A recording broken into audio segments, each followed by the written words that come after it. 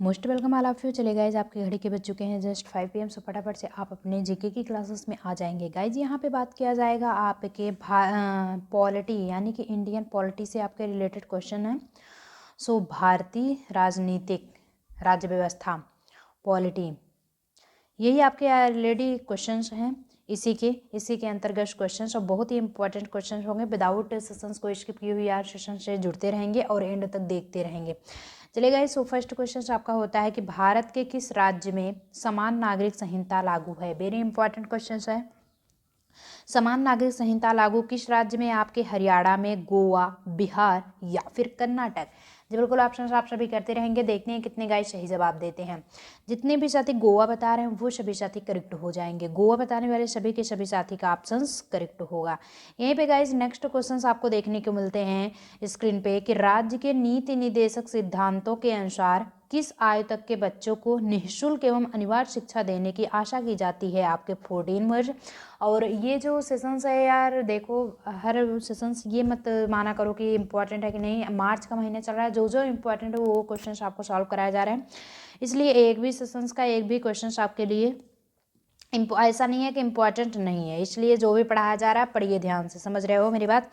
सो 14 वर्ष, 8 वर्ष, 16 वर्ष या फिर 12 वर्ष। Well done guys. देखते हैं कितने गाइस सही जवाब देते हैं। 14 वर्ष प्रीवियस सेशंस में भी आप पढ़ के आ चुके हो। 14 वर्ष इज द करेक्ट आंसर। यहीं पे गाइस अगर नेक्स्ट क्वेश्चंस की बात किया जाए है क्या चीज, भारतीय संविधान में मूल कर्तव्यों यानी कि मोरल ड्यूटी का वर्णन किस अनुच्छेद के तहत होता है? किस अनुच्छेद में होता है? अनुच्छेद 51 में, अनुच्छेद 51 के क में, या फिर अनुच्छेद 52 में, या फिर अनुच्छेद 53 में। जी बिल्कुल, ऑप्शन आप सभी करते रहेंगे। 83 यानी कि थर्ड क्वेश्चन है आपका। जितने भी साथी अनुच्छेद 51 बता रहे वो सभी साथी करेक्ट हो जाएंगे। नेक्स्ट क्वेश्चन गाइज होता है कि संविधान में मूल कर्तव्यों की प्रेरणा किस देश से लाई गई थी? संविधान जो है उसमें मूल कर्तव्यों की जो प्रेरणा थी वो किस देश से लाई गई थी? आपके जर्मनी से, आयरलैंड, पूर्व सोवियत संघ रूस या फिर दक्षिण अफ्रीका में। जी बिल्कुल, ऑप्शन आप सभी करते रहेंगे। जितने भी साथी ऑप्शन नंबर सी यानी कि पूर्व सोवियत संघ बता रहे हैं वो सभी साथी करेक्ट हो जाएंगे। नेक्स्ट क्वेश्चन आएगा इसकी, वर्तमान में संविधान में मूल कर्तव्य की कुल संख्या है कितनी है? 8 है, 9, 10 या फिर 11। जितने भी साथी 11 बता रहे हैं वो सभी साथी करेक्ट हो जाएंगे। 11 इज द करेक्ट आंसर। वर्तमान में जो संविधान है इसमें मूल कर्तव्यों की जो संख्या है वो 11 है। अब यहीं पे गाइस नेक्स्ट क्वेश्चंस आपके होते हैं। दिया क्या गया है कि भारत में कार्यपालिका का अध्यक्ष कौन होता है? मतलब एक भी ऐसा क्वेश्चन यार नहीं है कि जो इम्पोर्टेंट ना हो। और हाँ, आपकी जानकारी के लिए बता दें, आप स्किप नहीं करोगे। अगर स्किप करोगे तो समझ में आपको नहीं आएगा। भारत में कार्यपालिका का अध्यक्ष कौन होता है? आपके राष्ट्रपति, प्रधानमंत्री, विपक्ष का नेता या फिर भारत सरकार का मुख्य सचिव। 86 जितने साथी राष्ट्रपति बता रहे हैं वो सभी साथी करेक्ट होंगे। राष्ट्रपति इज द करेक्ट आंसर। यहीं पे गाइज अगर बात किया जाए आपके नेक्स्ट क्वेश्चन का, भारतीय संघ की शक्ति किसमें निहित होती है? भारतीय जो संघ की शक्ति है वो किसमें ऑलरेडी निहित होती है? आपके संसद में, राष्ट्रपति में, प्रधानमंत्री में या फिर मंत्रिमंडल में।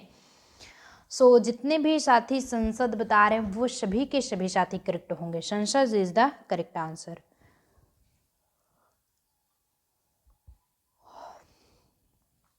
सो थोड़ा सा ये सॉल्व हो रहा है लेकिन क्वेश्चन बड़ा है। देखेंगे कि राष्ट्रपति के निर्वाचक मंडल में शामिल है। निर्वाचक जो मंडल होता है राष्ट्रपति के यानी कि आपके प्रेसिडेंट के, उसमें शामिल कौन कौन है? फर्स्ट है कि संसद के दोनों सदनों के सदस्य तथा राज्यों के विधानसभाओं के निर्वाचित सदस्य, या फिर संसद के दोनों सदनों के निर्वाचित सदस्य तथा राज्यों की विधानसभाओं में विधान परिषदों के निर्वाचित सदस्य। और थर्ड गाइज आपका ऑप्शन आता है संसद के दोनों सदनों के निर्वाचित सदस्य तथा राज्यों की विधानसभाओं के निर्वाचित सदस्य। एंड जो डी ऑप्शन आपका होता है कि संसद के दोनों सदनों के निर्वाचित सदस्य। देखते हैं कितने गाइस सही जवाब देते हैं। जितने भी साथी ऑप्शन नंबर बी बताए ना कि संसद के दोनों सदन के निर्वाचित सदस्य होते हैं तथा राज्यों की विधानसभाओं के निर्वाचित सदस्य भी होते हैं जो कि राष्ट्रपति के निर्वाचन मंडल में शामिल होते हैं। सो आपके लिए इंपॉर्टेंट क्वेश्चन है क्योंकि ये जो शामिल होते हैं कहाँ पे कैसे रहते हैं, ये सारे क्वेश्चन आपसे जरूर पुटअप होते हैं, इसलिए इस पर ध्यान देने की कोशिश करेंगे, फोकस जरूर करेंगे। चलिए गाइज नेक्स्ट क्वेश्चन होता है राष्ट्रपति पद के चुनाव संबंधी विवाद किसे निर्देशित किया जाता है? आपके संसदीय समिति को, लोकसभा सदस्य, निर्वाचन आयोग या फिर उच्चतम न्यायालय को। 89 जी बिल्कुल ऑप्शन करते रहेंगे। उच्चतम न्यायालय इज द करेक्ट आंसर। जितने भी साथी ना उच्चतम न्यायालय बता रहे वो सभी के सभी साथी करेक्ट होंगे। यहीं पे गाइज अगर नेक्स्ट हो कि राष्ट्रपति पद के निर्वाचन हेतु किसके निर्वाचन हेतु? प्रेसिडेंट के निर्वाचन हेतु कौन सी पद्धति अपनाई जाती है? आपके एकल संक्रमणीय या फिर अप्रत्यक्ष मतदान, समानुपातिक प्रतिनिधित्व यानी कि समान रूप से, या फिर ऑल ऑफ द अबव।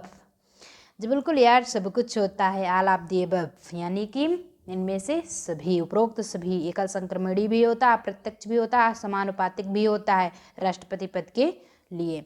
अब यहाँ पे गाइज अगर नेक्स्ट क्वेश्चंस की बात किया जाए आपके, सो बने रहेंगे 10 क्वेश्चन आपको और सॉल्व कराए जाएंगे गाइज कि भारतीय सेवाओं का सर्वोच्च सेनापति, सबसे बड़ा सर्वोच्च ही होता है, तो भारतीय सेवाओं का सर्वोच्च सेनापति कौन होता है? राष्ट्रपति, रक्षा मंत्री, उपराष्ट्रपति या फिर फील्ड मार्शल। जी बिल्कुल ऑप्शंस करते रहेंगे।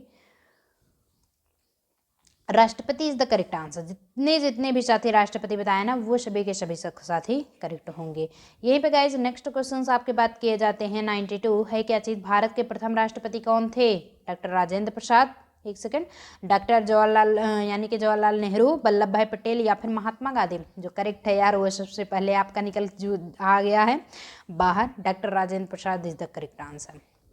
समझ रहे हो? भारत के प्रथम राष्ट्रपति कौन थे? डॉक्टर राजेंद्र प्रसाद जी थे। अब यहीं पे गाइज नेक्स्ट क्वेश्चन आपका होता है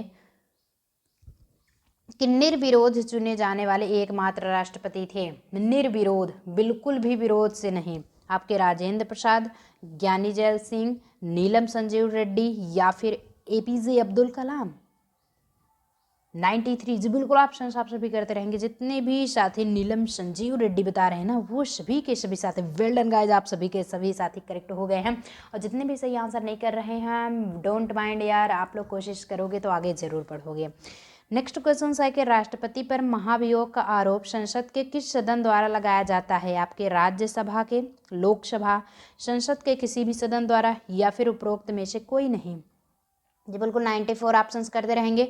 सो जितने भी साथी ऑप्शन नंबर सी यानी कि संसद के किसी भी सदन द्वारा बता रहे हैं वो सभी के सभी साथी करेक्ट होंगे।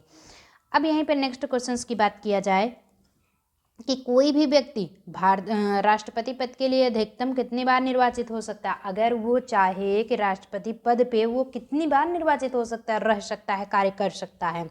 सो 1 बार, 3 बार, 2 बार या फिर कोई सीमा नहीं।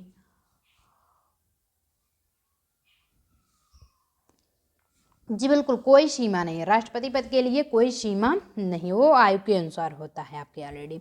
अब यहीं पे गाइज होता है आपके नेक्स्ट क्वेश्चंस की राष्ट्रपति को पद एवं गोपनीयता की शपथ कौन दिलवाता है?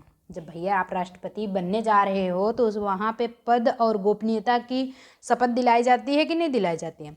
सो उपराष्ट्रपति दिलाता है, उच्चतम न्यायालय के मुख्य न्यायाधीश दिलाते हैं या फिर प्रधानमंत्री दिलाते हैं या फिर लोकसभा अध्यक्ष दिलाते हैं। बहुत ही इम्पोर्टेंट गाइज है, ऐसा एक भी क्वेश्चन नहीं है, मजाक बात आपको ना लगे, सब कुछ इम्पोर्टेंट है, इसलिए सेशन से जुड़ने की ज़्यादा से ज़्यादा कोशिश करेंगे आप सभी।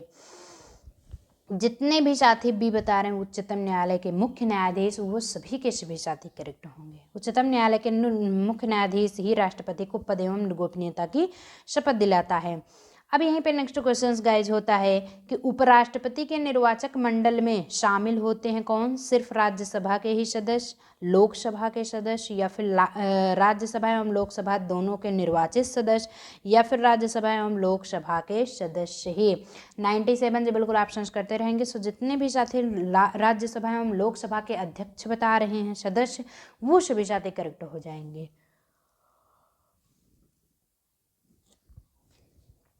यहीं पर गाइज होता है कि भारत के उपराष्ट्रपति को कौन से पद से कौन यानी कि भारत के उपराष्ट्रपति को यानी कि जो प्राइम प्रेसिडेंट होंगे उसके पद से कौन हटा सकता है उसे? मंत्रिमंडल की सलाह से राष्ट्रपति, या फिर राष्ट्रपति की सम्मत से लोकसभा हटा सकता है, लोकसभा की सम्मत से राज्यसभा, या फिर राष्ट्रपति की सम्मत से राज्यसभा। जी बिल्कुल 98 आप सभी ऑप्शन करते रहेंगे। सो जितने भी साथी ऑप्शन नंबर सी यानी कि लोकसभा की सम्मत से राज्यसभा, जस्ट राष्ट्रपति, राष्ट्रपति के बाद उपराष्ट्रपति, उसके बाद लोकसभा के जस्ट सम्मत से राज्यसभा हटा सकते हैं।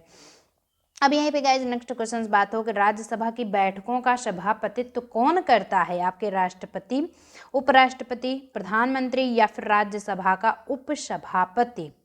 जी बिल्कुल 99 ऑप्शन आप सभी करते रहेंगे। जितने भी साथी उपराष्ट्रपति बता रहे हैं वो सभी के साथी करेक्ट हो जाएंगे। ऑप्शन नंबर बी देने वाले वेल डन गाइस, सभी के सभी साथी करेक्ट होंगे।